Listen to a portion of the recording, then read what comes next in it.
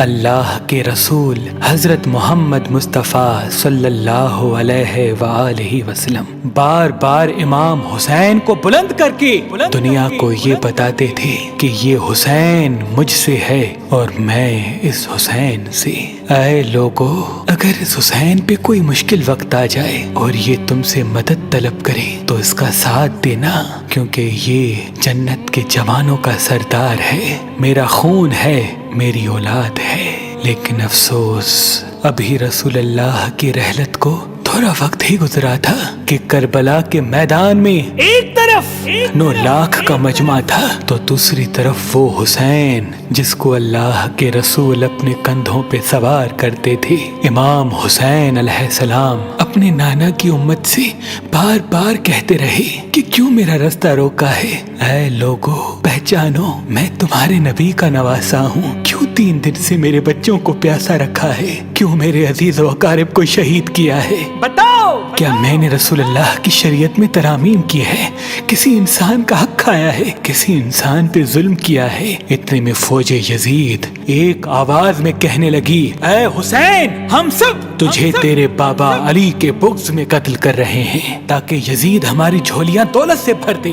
امام حسین نے فرمایا، اے لوگو، آج جس اسلام کا علم تمہارے ہاتھوں میں بلند ہے، یہ علم میرے بابا علی نے بلند کیا، مت بھولنا۔ خیبر و خندق میں اگر علی نہ ہوتے تو اسلام کی فتح ناممکن تھی۔ وہ علی جس نے پوری زندگی اسلام کی تبلیغ کی، حق کو بلند کیا، رسول اللہ کی حفاظت کی، آج اس علی کو یہ اجر دے رہے ہو۔ اے لوگو، بتاؤ، اللہ کے رسول نے بار بار میرے بابا علی کا ہاتھ بلند کر کے فرمایا تھا کہ جہاں حق ہوگا وہاں علی ہوگا، جہاں علی ہوگا وہاں حق ہوگا، اور آج اس علی اور اولاد رسول کو یہ اجر دے رہے ہو۔ اتنے میں یزید کی فوج کے سپہ سالاروں نے دیکھا کہ کہیں فوج میں بغاوت نہ ہو جائے۔ اے شمر، کیا دیکھ رہے ہو؟ حملہ کرو۔ بس لاکھوں کی فوج نے جب رسول اللہ کے نواسے پہ حملہ کیا، امام حسین علیہ السلام نے اللہ کا نام لیا اور ذوالفقار کو نیام سے نکالا۔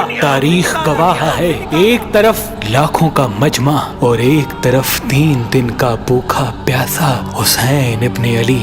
زمین پہ اس طرح کی جنگ پہلے کبھی نہیں دیکھی تھی کہ ایک تنہا انسان لاکھوں کے مجمع کو اس طرح سے فنار کر رہا ہے کہ فوج اشکیا واپس پلٹ کے بھاگنے لگی۔ امام حسین فوج یزید سے مخاطب ہو کے فرماتے ہیں، آؤ، 3 دن کے بھوکے کی جنگ دیکھو، 3 دن کے پیاسے کی جنگ دیکھو، رسول کے اس نواسے کی جنگ دیکھو، اس کی جنگ دیکھو جس کا جوان بھائی مارا گیا، جس کے جوان بیٹے کو نظروں کے سامنے قتل کیا گیا، جس نے اپنے ہی ہاتھوں سے اپنے بچے کی قبر بنائی۔ امام حسین شیر کی طرح فوج یزید سے لڑ رہے ہیں۔ اتنے میں آواز غیب آتی ہے، حسین، تیرا اللہ تجھ سے راضی ہوا۔ بس اس صدا کا سننا تھا، امام حسین علیہ السلام نے اپنی ذوالفقار کو تھام لیا۔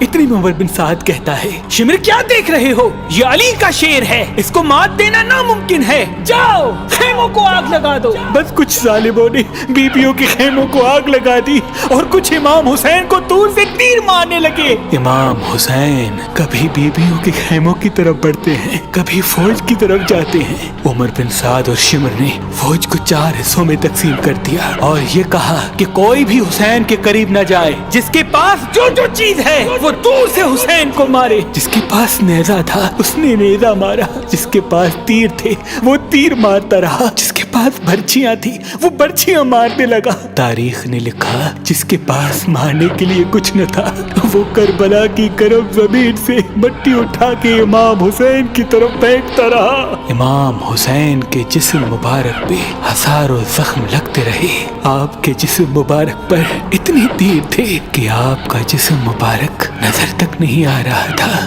بس جیسے ہی نواسا رسول گھوڑے کی سینگ سے زمین پہ آتے ہیں، فوج یزید جھومنا شروع کر دیتی ہے، لیکن اتنے اتنے میں وہ گھوڑا جس پہ آپ سواری کیا کرتے تھے وہ امام حسین کے چاروں طرف گھومنا شروع کر دیتا ہے تاکہ ان تیروں سے میں اپنے آقا حسین کو بچا لوں۔ وہ گھوڑا دوڑ ہی رہا تھا، اتنے میں عمر بن سعد نے کہا اے لوگو رکو، میں نے اپنی آنکھوں سے دیکھا تھا اس گھوڑے پہ اللہ کے رسول سواری کرتے تھے، کہیں تیر اس گھوڑے کو نہ لگے، اور یوں تیروں کو چلانا بند کیا گیا۔ افسوس ہے ان لوگوں کو اس گھوڑے کا تو احترام معلوم تھا جس پہ رسول اللہ سواری کیا کرتے تھے، لیکن اس حسین کا احترام بھول چکے جن کو اپنے کندھوں پہ سوار کر کے امت کو دکھایا کرتے تھے۔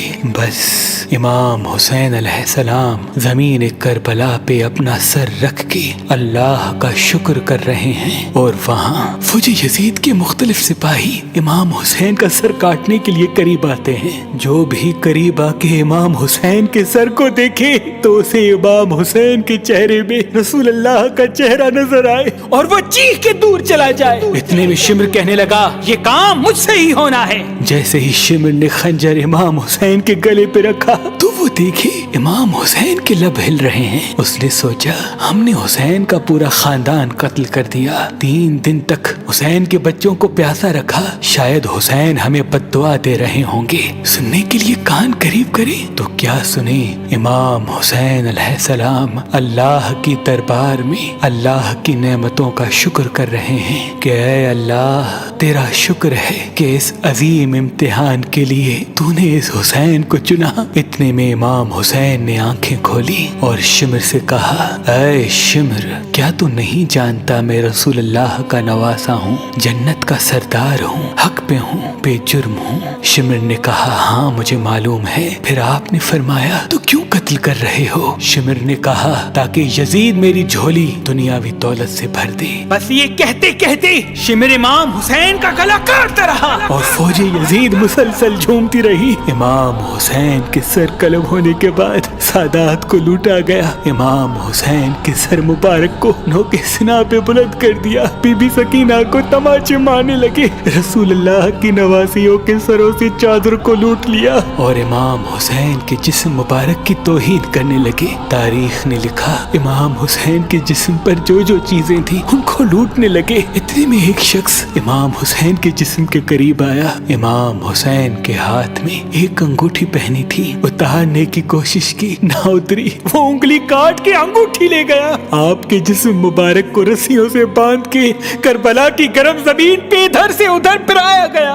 اتنے میں عمر بن سعد نے کہا اے شمر حسین اور اس کے ساتھیوں کی لاش کا وہ حشر کرتے ہیں کہ رہتی دنیا تک کوئی بھی یزید کے خلاف آواز نہ اٹھائے، سب کے جسم سے سروں کو کاٹ لو اور سب کی لاشوں کو پامال کر دو۔ زمین کربلا گواہ ہے، کہیں سے کوئی قبیلہ اٹھ کے آتا ہے اور کہتا ہے کہ ہم حر کی لاش کو پامال ہونے نہیں دیں گے، کہیں بی بی ام لیلا کا قبیلہ آ کے کہتا ہے کہ ہم علی اکبر کا لاشا پامال ہونے نہیں دیں گے، کہیں بی بی رباب کے قبائل کے لوگ کہتے ہیں ہم علی اصغر کا لاش پامال ہونے نہیں دیں گے۔ ایک ایک شہید کی لاش پامال ہونے والی جگہ سے ہٹائی گئی۔